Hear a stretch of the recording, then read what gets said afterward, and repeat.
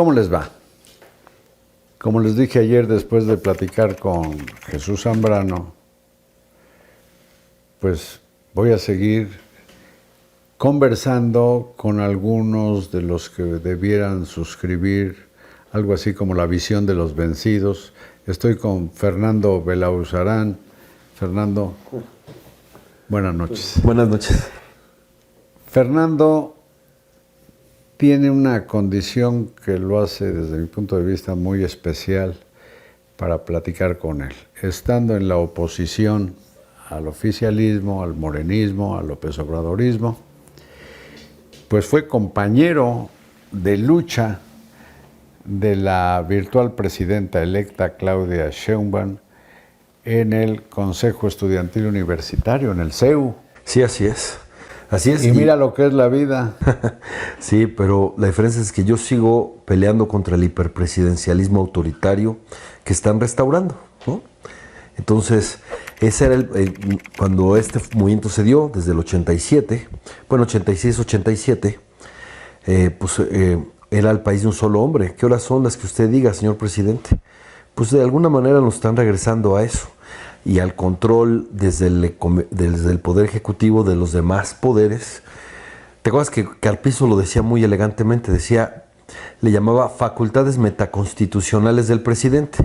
Aquí ahora se dice, no me vengas con el cuento de que la ley es la ley, ¿no? Bueno, por donde la veas, por número de votos, fue aplastante la victoria del oficialismo en la elección del 2 de junio. Sí, tuvieron un resultado importante para ellos, pero la oposición no deja de tener una fuerza. Más del 40% de los mexicanos en el Congreso, 42%, votaron por una opción distinta al oficialismo.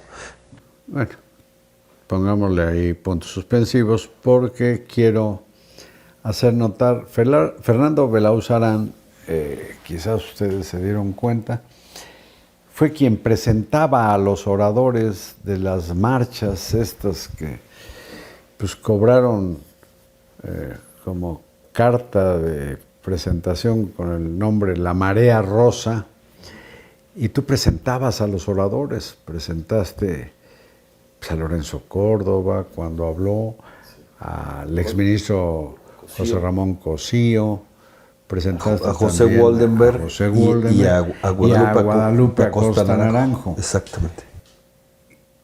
¿Qué destino tiene la llamada Marea Rosa? Pues llegó para quedarse. Hoy la oposición social es más fuerte que la oposición partidaria. Y creo que logramos Fíjate lo que estás diciendo, llegó para quedarse. ¿Tú crees que podrán volver a movilizar a tanta gente como la Seguro, que porque la amenaza se mantiene, es decir, la amenaza del cambio de régimen hacia un régimen autoritario, hiperpresidencialista está ahí. Es más, López Obrador te diría que es un régimen elegido por el pueblo, o sí, bueno, un también régimen popular. Sí, también lo dice Maduro en Venezuela, lo dice Ortega en Nicaragua, ¿no? Que haya elecciones no automáticamente lo convierte en un régimen democrático.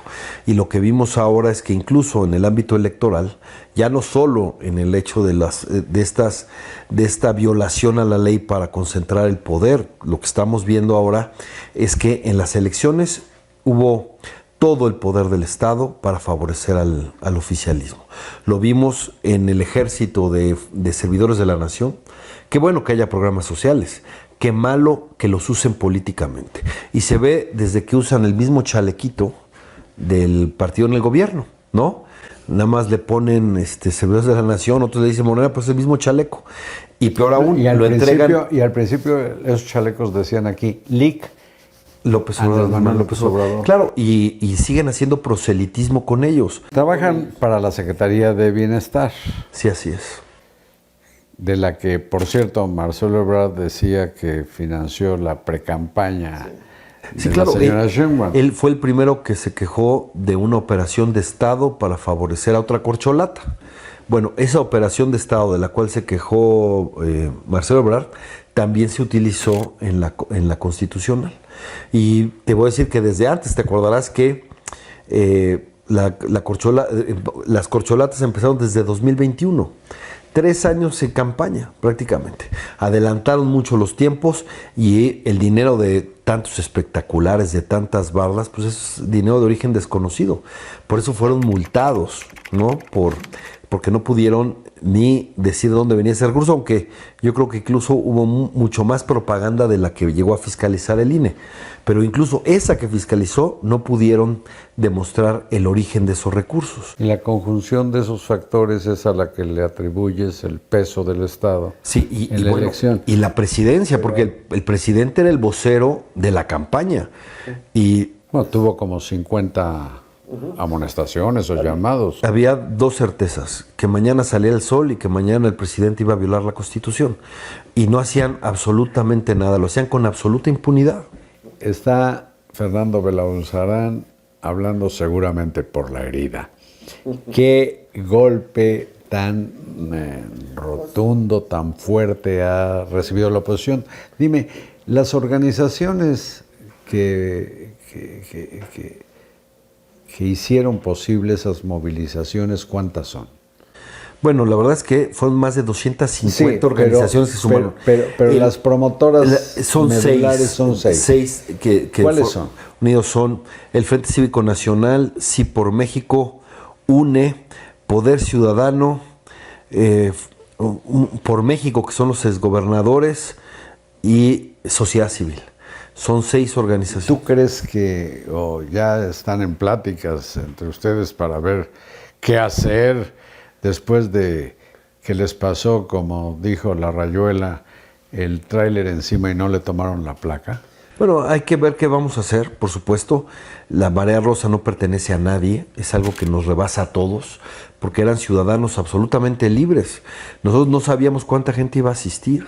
¿No crees que afectó el resultado que la campaña opositora estuviera colgada del PRI, del PAN, del PRD, en lugar de que los partidos que acabo de mencionar postularan a sus propios candidatos y garantizaran su voto seguro que tenían? Mira, nosotros enfrentamos la restauración autoritaria con lo que teníamos. Y lo que teníamos eran estos 3 partidos y la sociedad civil que se involucró. Cuando se incendia la casa, tú no te fijas quién te acerca un balde de agua para apagarlo. Entonces, con lo que teníamos, con eso lo enfrentamos. Y las cosas se pueden hacer mejor, siempre se pueden hacer mejor. Pero era correcto buscar la mayor unidad posible para enfrentar el riesgo autoritario. Pues yo solo te recuerdo que el PRI estuvo 73 años en el poder y parece ser que el López Obradorismo apenas empieza no sé cuántos gobiernos más. Bueno, el problema es que el recuento de los daños de este gobierno va a ser inmenso, ¿no? En términos económicos, este es el gobierno el sexenio que menos ha crecido en 4 décadas. 1% anual. Bueno, y están los problemas de la inseguridad, el problema de salud, esos están, educativo, ¿no? Y tiene además un déficit fiscal tremendo. Digamos que el gobierno se emborrachó este año para sacar la elección, pero viene la cruda, ¿no? Y en la cruda quieren ser ellos los responsables absolutos porque pues, hicieron una elección profundamente inequitativa. Ahí están los problemas. Y yo te voy a decir una paradoja. La población en estas encuestas que aprueban al presidente, que le dan una aprobación va desde el 54 hasta el 60%, la que sea, reprueban las políticas públicas. Reprueban las políticas públicas en seguridad, en educación, en salud, etcétera, ¿no? Entonces, aquí se dio... ¿Votaron por la continuidad? Sí, claro. Estábamos acostumbrados ya a un electorado que castigaba al mal gobierno. Ahora el electorado decidió la continuidad, ¿está bien? ¿No? No en la proporción que quieren, porque quieren darse una supermayoría a base de una sobrerepresentación ilegítima para que con esa mayoría borrar al 40%, o sea, quieren convertir al 40% en 42% en 25% y cambiar el régimen político de manera unilateral. ¿Tú recuerdas que la primera reforma electoral después del 88 tenía un propósito explícito?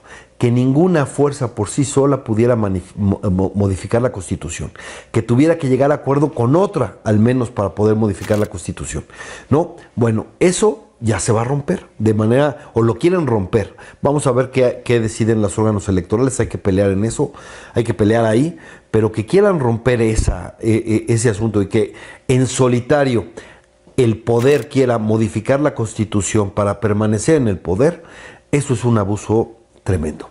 Y yo creo que la sociedad tendrá que actuar. Yo digo que hay varios contrapesos, la realidad es un contrapeso para ellos, pero también esta marea rosa va a ser un contrapeso social al autoritarismo. Y a eso creo que tenemos nosotros que buscar y ver cómo los enfrentamos de cara hacia el 2027. Es cierto, porque finalmente la realidad los va a poner también en su dimensión. En el 2027, por cierto, se cumplirían 3 años de gestión de la doctora Sheinbaum y podría, no sé, aplicarse la revocación de mandato o la consulta pública para ver si hay revocación o confirmación de mandato. Bueno, esa sería una posibilidad, pero yo creo que creo que lo importante es... Digo que si el escenario es tan... o las perspectivas son tan oscuras como dices, pues ahí tú y la marea rosa... Habrá que ver porque tienen la primera discusión que tenemos que se tiene que ver es para septiembre, octubre de este año es quién manda. Si el plan se avanza en septiembre, pues bueno, ya se verá que el que está mandando es el que se va, ¿no? Y entonces la posibilidad, el maximato, la posibilidad del maximato se vería materializada.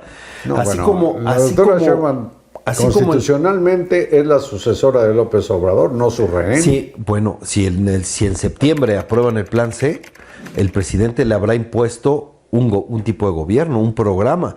Eso marcaría el gobierno, así como la cancelación del nuevo aeropuerto de Texcoco. Y con marcó el gobierno de López Obrador. El plan C en septiembre marcaría el gobierno. Y si eso ocurriera, ¿crees que la oposición tiene una mejor oportunidad de reconstituirse? Bueno, la oposición tiene que hacer su autocrítica y tiene que renovarse, tiene que cambiar y tiene que ver cómo enfrenta este autoritarismo, ¿no? Esta nueva situación, por supuesto. Hubo un tiempo en que la Tierra era plana y funcionaba, Fernando. Pero lo que estamos viendo es, si el plan C significa un cambio de régimen, el plan C significa convertir a México en una república bananera, sin división de poderes, sin órganos autónomos, sin ningún tipo de contrapeso. Me va a deprimir, Fernando. Pero los ciudadanos finalmente tendrán que decidir. Tendrán que decidir como decidieron el 2 de junio. Claro. Muchas gracias, Fernando Belanzarán. Muchas gracias a ustedes y buenas noches.